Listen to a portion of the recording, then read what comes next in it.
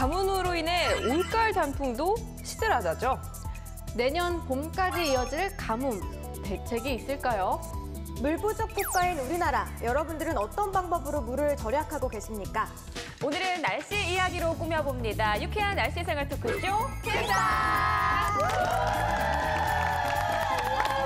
네, 다들 한 주간 잘 지내셨어요? 네. 우리도 구석에 한 달에 한 번 오시는 그분이 오셨어요. 네네. 네, 날씨를 예측하는 남자, 난리의 남 박선우 예보관님 나오셨습니다. 어서 오세요. 반갑습니다. 아니 요즘에 뉴스를 장식하는 기사 중에 하나가 네. 바로 가뭄이죠. 맞아요. 가뭄 심각하다 계속 얘기가 나오는데 예보관님 지금 어느 정도의 수준인 건가요? 지방 소도시라든지 농촌에서는 지금 굉장히 좀 심각한 수준이고요. 가뭄은 지난해 여름철부터 좀 시작이 됐습니다. 지난 여름에도 비가 많이 오지 않았고 올 여름에도 이제 마른 장마라고 그래서 이제 장마철에 많은 비가 내리지 않은 가운데 태풍 영향도 적다 보니까 이런 이제 가뭄이 좀 이제 누적되다 보니까 더 좀 심각해지는 상황인데요. 올해 재앙급수 피해를 받은 인원이 약 12만 명 정도라고 합니다. 그러니까 지난해 같은 경우는 2만 2천 명이었거든요. 한 6배 가량 이런 인원이 늘어난 것만 봐도 굉장히 가뭄이 극심해졌다라고 볼 수 있겠습니다. 작년부터 가뭄이 시작된 건데 그 재앙급수 피해를 받은 인원이 6배나 늘었다고 하니까 올해는 진짜 심각한 것 같은데요. 그렇죠. 네. 그러면은 비가 그만큼 이제 적게 내렸다는 건데 평년 대비로 봤을 때 얼마나 적게 내린 건가요? 네, 최근까지 이게 전국 누적 강수량을 보게 되면 754mm거든요. 네. 평년이 1189mm니까 약 63%에 머물고 있습니다. 보통 평년보다 70% 미만의 비가 오면 가뭄이다라고 얘기를 하는데 네. 특히 서울, 경기도는 43%, 충남 지방이 50%, 강원 52%, 충북 53%로 주로 중부지방을 중심으로 좀 가뭄 현상이 좀 심각해지고 있고요. 이러다 보니 전국 다목적 댐의 댐 저수율도 평균 저수율이 약 38%로 평년 63%의 절반 수준. 일반 그리고 저수지의 평균 저수율 또한 평년에 보다 훨씬 적은 45%에 지금 머물고 있는 실정입니다. 그러니까 평년 강수량이 중부지방의 경우는 뭐 예년보다 반도 안 되게 비가 온 지역이 굉장히 많은데요. 가뭄 피해도 지금 굉장히 심각하죠. 네. 그렇죠. 중부지방에 특히 충남 지역에는 물 부족으로 인해서 제한급수를 실시를 했는데 네. 충남 보령에 위치한 한 고지대 마을 같은 경우에는 지하수를 했어요. 근데 물을 이제 워낙 물의 양이 적기 때문에 하루에 4시간만 물을 공급을 했거든요. 네. 네, 정말 생각만 해도 불편하잖아요. 그런데 이 지하수마저도 좀 상황이 나아지는 게 아니라 점점 더 고갈이 되고 있다고 해요. 맞아요. 그리고 또 가뭄 때문에 단풍도 또 제대로 이제 들지 않고 있다고 하는데 수분 부족으로 나뭇잎이 적정 온도를 이제 유지를 못해서 색소를 만드는 효소가 파괴가 됐다고 해요. 어머. 그래서 이제 단풍이 들기도 전에 시들어서 그냥 죽는 경우가 많은 건 거죠. 가뭄이 정말 심각하네요. 그러네요. 하루에 4시간 정도 물을 공급한다고 상상만 해봐도 저도요. 굉장히 불편할 것 같은데 아니 그런데 예보관이 왜 이렇게 가뭄이 심각한 건가요? 지난 겨울 크게 춥지가 않았어요. 그러다 네. 보니까 눈이 많이 내리지 않았고 네. 봄철에도 이제 뭐 맑고 건조한 이동성 고기압 영향을 주로 받다 보니까 비가 내린 날도 적고 비가 오더라도 그 양이 많지 않았습니다. 또 문제는 이제 여름철입니다. 지난 여름철에는 이제 마른 장마라 그래서 맞아. 장마철에도 비가 크게 많이 내리지 않았고 네. 우산을 정말 들고 다니는 기억이 별로 없던 것 같아요. 맞아요. 저희가 날씨 예보를 할 때도 사실 비에 대한 얘기를 한 게 별로 기억이 안 나죠. 맞아요. 특히 맞아요. 중부지방은 비가 안 왔어요. 확실히. 그리고 이건 조금 다른 얘기인데 제 친구도 이제 수상 스포츠를 즐기러 갔었는데 네. 물이 부족해서 제대로 즐기지 못했다고 이번 하더라고요. 여름에? 네, 이번 맞아, 여름에. 맞아. 네, 네. 강원도 쪽으로 갔었는데 네. 네. 또 여기에 또 이제 초가을까지 영향을 줄 수 있는 태풍. 올해는 뭐 태풍이 크게 우리나라에 별다른 영향을 주지 그쵸? 않았거든요. 그러다 보니까 이게 특히 중부지방을 중심으로 비의 양이 현저히 줄어들면서 가뭄이 좀 심각해진 거고요. 이런 현상은 뭐 지난해부터 발달한 엘니뇨가 한반도 주변 기압계에 좀 영향을 준 것이 아닌가 이런 생각이 되고 있습니다. 그리고 올여름에 비가 한 그래도 600mm는 왔었어야 되는 건데 그만큼 못 왔다고도 얘기해 주셨잖아요. 네, 이건 이제 서울 기준으로 네. 지금 서울에 뭐 가뭄이 해소가 되려면 한 600mm 정도는 와줘야지 평년 강수량이 도달을 하면서 지금 가뭄이 해소가 될 텐데 아직 뭐 그 굉장히 많은 양이거든요, 600mm. 네. 그 정도 양이 부족하기 때문에 앞으로도 쉽게 뭐 가뭄은 해소되기가 쉽지 않을까 이렇게 생각합니다. 그러니까 한 해 여름 날씨가 그해 가뭄이 올 거냐 안 올 거냐를 좀 좌지우지하는데 여름에 일단 비가 안 왔고 게다가 또 그 밑에는 엘니뇨라는 또 기상 현상까지 자리 잡고 있었군요. 네. 이 가뭄이 도대체 언제까지 이렇게 이어지는 걸까요? 네. 좀 안타깝게도 지금 현재 가뭄이 내년 봄까지는 좀 장기화될 것으로 좀 거의 확실시되고 있습니다. 이미 댐이나 이제 저수지에 물이 굉장히 부족한 상태인데 이 양을 좀 충분히 채워줄 만한 비 소식이 그렇게 많이 없거든요. 저희 예측한 걸로 봐도 남은 가을 기간 동안 그렇게 많은 비가 올 것 같지는 않고 겨울이 다가오고 봄철에는 이게 비나 눈이 많이 오는 계절이 아니거든요. 앞서 말씀드린 대로 서울의 경우 600mm 정도는 비가 더 내려줘야 이제 가뭄이 해소가 될 텐데 내년 봄까지 평년 강수량이 약 250mm 정도거든요. 그러니까 평년과 비슷하거나 더 많은 비가 온다고 하더라도 가뭄을 뭐 완전히 해소시키기 힘들 것 같고 비단 서울뿐만 아니라 타 지역도 마찬가지입니다. 그러다 보니까 이제 가뭄이 장기화되는 거를 좀 막기 위한 대책이 좀 필요한 상태라고 보십니다. 네, 이런 가뭄은 장기화될 전망이라고 하니까 지금 뭐 정부에서도 대책 마련을 하고 있지만 국민 모두의 관심과 또 노력이 필요할 때가 아닌가 싶습니다. 네. 그런데 예보관님 이게 우리나라뿐 아니라 지금 전 세계적으로 가뭄이 심각하다면서요? 네, 그렇습니다. 가뭄 피해는 뭐 미국, 호주, 브라질, 뭐 아프리카 등 지구촌 곳곳에서 지금 뭐 발생을 하고 있는데요. 무분별한 수목 제거라든지 지구 온난화에 의한 뭐 사막화 진행, 뭐 엘니뇨 현상 등이 주요 원인으로 꼽히고 있습니다. 올해 엘니뇨가 1950년 이후에 4위 안에 드는 강도라고 하는데 내년 1월까지는 이 강도가 더 세질 것으로 예측이 되고 있기 때문에 지금보다 더요? 그렇죠. 예, 계속되는 온난화와 뭐 환경 파괴, 더불어 이 엘니뇨까지 가중이 되게 되면은 전 세계적인 가뭄 피해도 늘어날 것으로 전망이 되고 있습니다. 아니 제가 듣기로는 미국 그 캘리포니아 제가 또 아유, 왜 잠시 그러세요? 아랍 전공이잖아요. 아랍어. 캘리포니아 같은 경우에도 가뭄이 5년째 계속 지속이 되고 있고요. 그리고 뭐 이제 잔디 같은 이제 화단 이런 데다가 정원에 물을 못 뿌리게 하는 정책도 마련을 하고 있고 또 기준치 이상의 물을 사용했을 경우에는 벌금까지 물린다고 하고요. 그리고 무려 축구장 크기의 650배에 달하는 그 큰 드넓은 잔디밭을 네. 아예 걷어냈다고 해요. 물이 없어서. 물이 물줄이 없어서. 아니 그런데 이 와중에 미국의 오바마 대통령이 그 캘리포니아 잔디 위에서 골프를 즐기다가 엄청 또 비난을 받기도 했죠. 네. 그리고 호주도요 세차를 맘대로 못해요. 세차하는 걸 법으로 금지를 시켰어요.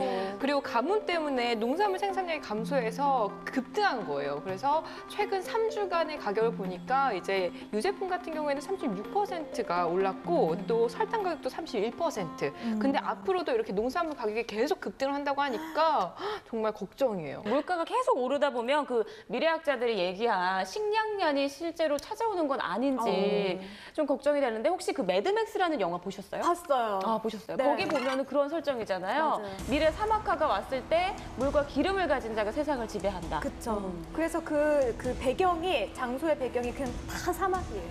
보셨구나. 네, 봤어요. 되게 재밌어요. 이런 옷 색깔. 왜 하필 이런 옷 색깔이지? 제가 오늘 사막 보여주려고. 네. 뭔가 오늘 메말랐어요. 하고 물 먹고 싶은 약간 미세먼지에 엄청 많아요. 빛의 옷을 입고 오셨네요. 인터스텔라는 다들 보셨죠? 봤죠, 봤죠. 인터스텔라도 어떻게 하다 그렇게 된 거냐면은 그 점점 물 부족이 심해지고 가뭄이 심해지기 때문에 그 주인공 이름이 쿠퍼잖아요. 쿠퍼가 인류를 구하기 위해서 이제 우주로 떠나죠. 뭔가 해결을 하기 위해서 우주로 떠나게 되는데 근데 이제 기상학자들이 말하기로는 이게 정말 상상 속의 영화가 아니다. 이게 미래에 우리의 모습이 될 수 있을 것이다 라고 이제 굉장히 조심스럽게 예측을 하고 있다고 하더라고요. 사실 지구가 그냥 우리만 살다가 끝날 게 아니라 우리 후손들 다음 세대가 또 살아야 할 터전이기 때문에 그쵸. 이걸 좀 건강히 잘 지켜야 할 필요가 우리 있는데요. 지안이가 살아야 될 미래. 그러니까 그 생각만 하면 제가 눈물이 나요. 아우. 어떡하나 이거. 눈물. 아니, 근데 왜 웃어요? 아니 한숨이 나요. 아, 예. 그런데 사실 이게 뭐 환경 변화라든지 엘니뇨 등의 영향 때문이라면 참 이게 대책이 딱히 또 없지 않을까 이런 걱정도 사실 들거든요. 맞아요. 예보관님 어떤가요? 네, 뭐 가뭄도 재해입니다. 이제 저희가 이런 뭐 심각성을 좀 인식을 하고 현재로서는 물을 아껴 쓰는 것이 뭐 최선의 방법이 되겠고요. 네. 하지만 이제 빠른 시일 내로 장기적인 대책을 빨리 수립을 해서 앞으로 다가올 또 다른 가뭄 피해를 좀 막을 필요는 있는 것으로 보여지고요. 그 농촌이나 이 도서 지역은 도시 지역에 비해서 한번 가뭄이 오게 되면 더 큰 피해가 발생을 합니다. 네. 이런 이제 상습 가뭄 지역을 선별을 해서 이 지역에 소규모 댐이라든지 저수지를 좀 건설을 해서 여름철 비가 왔을 때 그 물을 좀 저장해 놓을 수 있는 시설을 좀 만드는 것도 필요하고요. 또 이런 농로에 이제 물을 잘 댈 수 있는 관계 시설이라든지 해수 담수화 시설, 그다음에 빗물을 진집할 수 있는 시설들을 좀 많이 건설을 해서 미리 좀 대비하는 것도 좋은 방법이 되겠습니다. 아니 그러니까 농촌에서 도시보다 훨씬 더 가뭄 피해가 절실히 와닿는다, 피부로 와닿는다 이런 말씀인데 네. 우리 예보관님은 도시 남자인가요? 아니면 따뜻한 시골 남자신가요? 저는 도시 남자입니다. 의외네요. 아 굉장히 따뜻하게 보이시는데. 굉장히 촌스러운가 보죠? 아닙니다, 아닙니다. 따뜻해요. 예. 캐스터들은 농촌의 그런 생활 경험해 본 적 있어요? 저는 고향이 안성이잖아요. 네. 그래서 학교를 다닐 때 그 계절의 변화를 어떻게 알았냐면 논 색깔이 바뀌어요. 봄에는 흑색, 여름에는 파란색, 가을에는 이제 또 다시 노란색. 요걸 이제 차 타고 이제 등교를 하면서 가을이 왔구나 이렇게 보면서 느꼈는데 사실 저희 집이 이제 농업 쪽에 종사를 하지 않기 때문에 네. 뭐 그 그게 가뭄이라든가 그런 거 와닿지는 않아요. 저희 집은 되게 확 와닿아요. 원예업을 하신다고. 네. 왜냐면 조경하거든요, 저희 아, 집에. 조경. 그러니까 이렇게 바짝바짝 마를 때는 제 마음도 타들어가고. 땅짜. 원이 하려면 조경하려면 당연하죠. 어마어마하게 땅 필요하거든요. 요즘에 그리고 나무 한 그루에 몇백, 몇천만 원이에요. 그래요? 저도 갖고 싶네. 아니, 제게 아니라서. 근데 그렇다 보니까 이제 누구보다도 저희 집도 이제 가뭄이면은 올 뭐 비가 많이 와야 되는데 이런 걱정 항상 하시고. 그러면은 올해는 어떠세요? 올해는 그러니까 굉장히 힘들죠. 그러니까 직접 이제 비가 오면 자연스럽게 이렇게 물을 이렇게 주는데 안 그러면은 이렇게 힘을 들여서 줘야 하니까 그런 힘든 부분도 있고 네. 땅이 워낙 넓다 보니까. 전 대학 시절에 그 농촌 활동이라고 그러잖아요. 아, 농마를 네네네네네. 간 적이 있었어요. 그곳에 가서 뭐 감자도 캐보고 포도도 따보고 그랬는데 정말 농민분들은 그날 아침에 일어나서 이제 하늘 날씨부터 오늘 맞죠, 비가 올 맞아요. 것이냐 안 올 네. 것이냐 뭐부터 이제 과수를 어떻게 또 관리를 해줘야 되냐 이런 거를 굉장히 예민하시더라고요. 그쵸. 그리고 맞아요. 기후제도 지내잖아요. 그래서. 그러니까요. 그쵸. 지금 농민분들은 아마 가슴이 정말 타들어가실 것 맞아요. 같아요.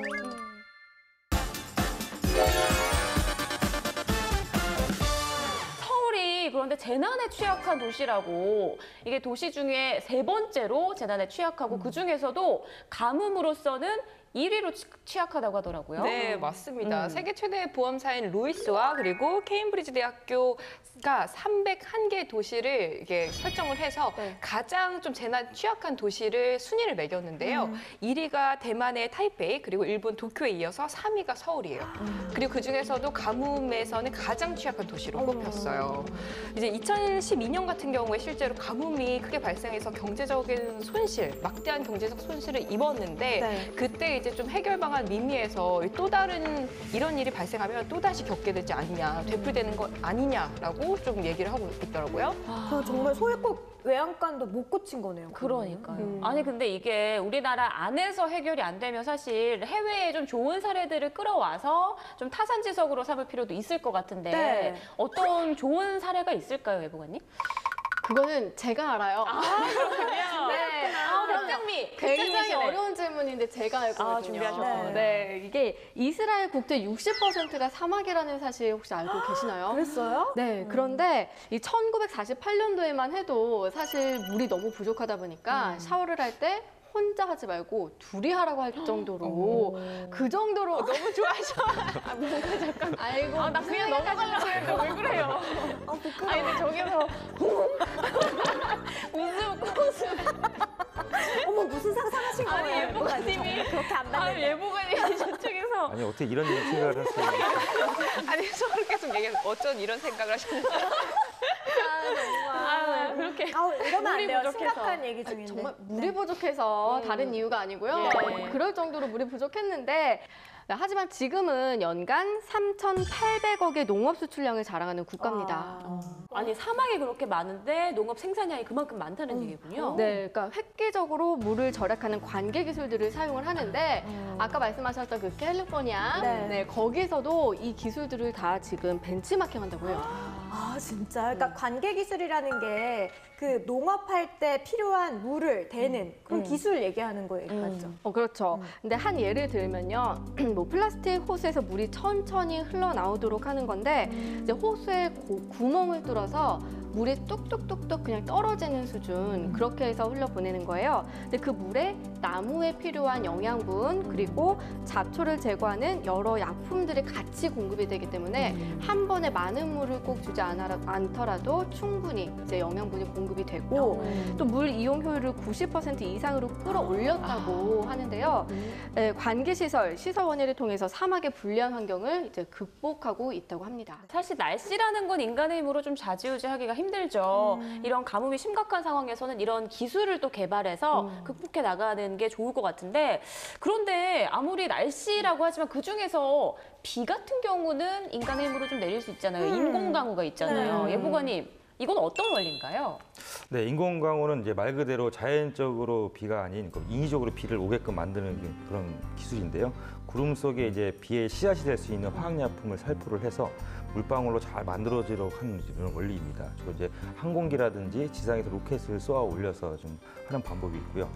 실제로 미국이나 중국 같은 경우는 이 방법을 사용을 해서 가뭄에 약간 도움을 좀 받은 적이 있습니다. 하지만 우리나라는 2007년도부터 한 20여 차례 지금 실험을 했는데 아직까지 뭐 실용화 단계까지는 오지 못했기 때문에 현재의 가뭄을 이 인공강우로서는 좀 해결하기는 좀 힘든 것으로 보여지고요. 네. 굉장히 이 고도의 기술을 필요로 하는 인공강우 기술은 장기적으로 좀 적극적인 투자를 좀 해서 앞으로 좀 발전을 시킨다면은 뭐 미래의 일시적인 가뭄 해소에는 상당히 도움이 되지 않을까 이렇게 생각이 되고 있습니다. 그래도 부정적인 부분도 있을 것 같아요. 좀 안 그러니까요. 좋은. 뭐 인공적으로 이제 기후를 바꾸는 거기 때문에 이런 이제 환경 파괴 요인이 좀 올 수도 있다 이런 얘기가 있을 수 있고요. 어떻게 환경 파괴? 아무래도 비가 오지 않아야 되는 자연적인 흐름을 사람이 거스르기 위해서 비를 뿌리면 타 지역에서 비가 뭐 안 올 수도 있는 것이고. 자, 근데 뭐 인공강우뿐만 아니라 그 밖에 이제 현실적인 방법, 좀 가장 손쉽게 할 수 있는 방법이 해수를 담수화한다든지 아니면 또 누수의 원인으로 작용하는 그 노후 상수도관을 좀 새 걸로 교체하는 이런 얘기들도 또 많다고 해요. 맞아요. 그리고 또 4대 강물을 좀 활용을 해보자 등등 여러 가지 의견들이 좀 분분한 것 같은데요. 근데 또 우리가 막상 살면서 이렇게 실생활에서 실천할 수 있는 부분들은 아무래도 물 아껴 쓰기. 요거밖에 없는 것 같아요. 맞아요. 아니 그런데 우리가 이제 일상생활에서 물을 절약하는 좀 실천을 하는 게 가장 중요할 것 같은데 네. 다들 캐스터님들과 우리 예보관님 혹시 물 절약 방법 있으신가요? 우리 예보관님부터. 저는 이제 샤워할 때 네. 예전보다는 좀 물을 좀 적게 쓰려고 안 하시는 샤워 시간을 좀 단축했죠. 우리 차연희 캐스터는 또 어떤 방법이 있어요? 저는 뭐 조격을 좀 좋아해서 네. 조격을 하면은 이제 그 남은 물도 아까우니까 네. 그거를 이제 뭐 변기라든지 이런 거 한 번 더 넣어갖고 재활용을 합니다. 아니 그러면은 용변을 보고 나서 이거를 누르지 않고 조격한 물로 내린다는 말씀이신가요? 아니 그게 아니라 그냥 타임이 그냥 내리고 싶을 때요. 알겠다. 용변을 보는 중에 조격을 하시는군요. 아니 이건 제 얘기가 아니고 친구가 그렇다고 하네요. 그래서 저도 그 아이디어를 얻어서 한번 해볼까 싶죠. 네. 급히 남의 얘기라고 지금 놀리는 이게 안 얘기인데. 되는데. 근데 정말 이렇게 다들 잘 알고 계시지만 제가 또 몇 가지 준비한 게 있거든요. 오늘 안 나오나 했어요. 그러네요. 오늘요? 저한테 나왔어요. 물 지금부터 아껴주세요. 근데 그 종이도 좀 아낀 것 같네요. 사이즈가 대폭 줄어들었어. 작아졌네요. 그렇죠. 네, 먼저 첫 번째, 짜잔. 양변기 물탱크에는 벽돌이나 물병을 넣어주세요. 양변기를 한 번 내릴 때 필요한 물이 사실 13리터라고 해요. 그러니까 한 가족, 이제 4인 가족 기준으로 하면은 하루에 255리터나 무려 사용을 한다고 해요. 근데 이게 가정 용수의 3분의 1 정도를 차지를 하는데 이렇게 탱크에 벽돌이나 물병을 넣어주면은 무려 절반이나 아낄 수 있다고 하네요. 그리고 또 재밌는 방법인데 이거 화장실 갈 때 라디오 같은 걸 들고 가는 거예요. 혹은 라디오를 비치해 두거나. 왜요? 왜냐면 우리가 큰일 볼 때 우릉탕탕 이런 소리 날 때 있잖아요. 무슨 소리가 나요? 가끔 나요. 도대체 어느 정도길래 병원 가보셔야 되는 거 아니에요? 건물 무너질 줄 알았어요. 아니 예보관님 또 빵 터지셨네 이런 거 좋아하시는구나. 죄송합니다. 예. 가끔 이제 날 때가 있어요. 우리 여자들도. 그리고 또 신혼부부들은 그럴 때 또 부끄러우니까. 맞아. 물을 수도꼭지 화장실을 아주 크게 틀어놓고 그걸로 어떻게 내 우르릉캉캉 소리를 좀 이렇게 감춰보고자. 약간 소음이 크겠다 싶으면 또 수압이 세지죠. 그렇죠. 또 막 샤워기도 틀기도 하고. 맞아. 그래서 이제 그걸로도 물이 많이 소비가 되기 때문에 화장실에 왜 에티켓백 같은 거 있죠. 공중 화장실 가면은 그것처럼 집안에도 라디오를 비치해 놓으면 참 좋을 것 같아요. 저도 예. 사실 집에서 이제 아빠만 계셔도 약간 저도 물 틀어놓는 편이거든요. 네, 저도 핸드폰 가져가야겠네요. 저희는 사실 아직은 신혼이라고 네, 할 수 네. 있잖아요. 그러다 네. 보니까 서로 그런 데 있어서는 이렇게 좀 신비주의를 고수하고 싶은 게 있는데 우리 예보관님은 어떻게 하세요? 그런 소리 트셨어요? 아니 저는 그렇게 해본 적은 없습니다.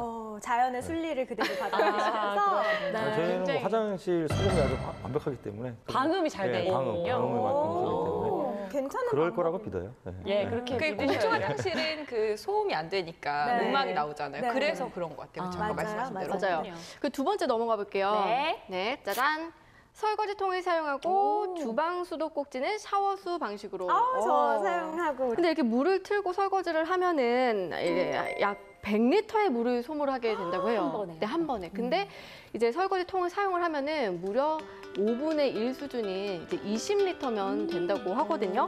그리고 이 수도꼭지 샤워수 형태로 사용을 하면은 우리가 샤워수 형태가 있고 일자로 그렇게 쭉쭉쭉쭉 나오는 맞아요. 게 있잖아요. 근데 샤워수 형태로 하면은 그릇이나 채소에 닿는 면이 이제 넓다 보니까 물을 아낄 수 있다고 해요. 아, 그렇군요. 네. 어이, 진짜 몰랐는데. 그죠? 이거 굉장히 손쉽게 오늘부터 실천할 수 있는 그런 방식들이네요. 그러네요. 네. 그리고 또 하나 우리가 프라이팬 쓰고 나서 기름기 같은 거는 네, 키친타올로 한번 닦고 하면은 훨씬 더 물도 아낄 수 있겠죠. 맞아요. 이거 다 제가 하는 것 같은데. 알겠습니다. 네. 마지막. 짜잔. 아이고. 네. 누수는 수시 점검, 수압 밸브 조절하기. 네, 사실 누수는 그냥 길에 다 돈을 버리는 거거든요. 꼭 체크를 해주시고 또 이제 수압이 너무 세다 싶으시면 조금 조절을 해서 약하게 하면 좀 한 20-30% 정도는 절약을 할 수 있다고 해요. 많이 되네요. 맞아요. 지금 나와 있는 거 뭐 우리도 많은 얘기를 나눴지만 참 우리가 다 알고 있는 것들이에요. 뭐 면도나 양치할 때 물 틀어놓지 않기, 그리고 빨래 한꺼번에 몰아서 하기 등등 이런 것들 알고만 있는 데서 그치지 말고 이제 오늘부터라도 당장 실천해야겠습니다. 왜냐하면 우리 지구는 정말 아까도 말했지만 우리만 살다 가는 게 아니라 우리 아이들, 우리 후손들이 또 살아갈 터전이잖아요. 네. 오늘부터 작은 것부터 실천해 나가야겠네요. 자, 오늘 또 함께해 주신 박선우 예보관님 고맙습니다. 네, 감사합니다.